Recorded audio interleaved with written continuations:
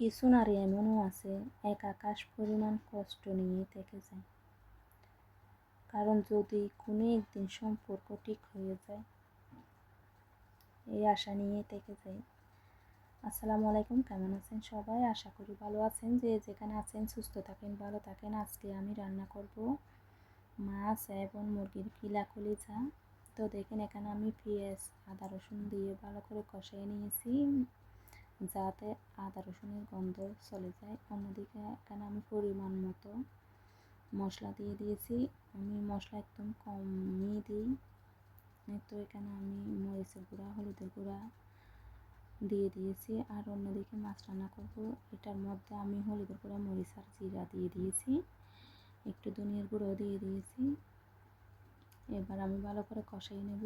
একটা টমেটো কেটে 4 ভাগ করে দিয়ে দিয়েছি।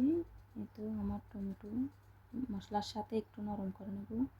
জানি না, আমার টমেটো একটা যদি মশলার সাথে এভাবে না দিই ভালো লাগে না তরকারি খেতে। এখন আমি গিলা কলিজাটা দিয়ে দেবো। দেখেন, আমার গিলা কলিজা একদম ফ্রেশ, আমি মুরগির মার্কেট থেকে নিয়ে আসছি। ফ্রোজেনগুলো খেতে একদম মন চায় না, এই জন্য আমি ফ্রেশই আনছি। অন্যদিকে আমি মাছেরটা মশলা কষানো হয়ে গেছে। এখন আমি ফুলকপি দিয়ে মাছ রান্না করব, এই জন্য ফুলকপিটা আমি আগে একটু কষাই নেব। তো ফুলকপিটা দিয়ে দিচ্ছি আমি। ভালো করে ফুলকপি কষানোর পরে মাছটা দিয়ে দেব। আমি মাছটা দিয়ে দিয়েছি আমার। এখন দেখেন, আমার এই মুরগির কিলা কলিজা হয়ে গেছে, অনেক সুন্দর হয়েছে, কিন্তু খেতেও অনেক ভালো হয়েছে।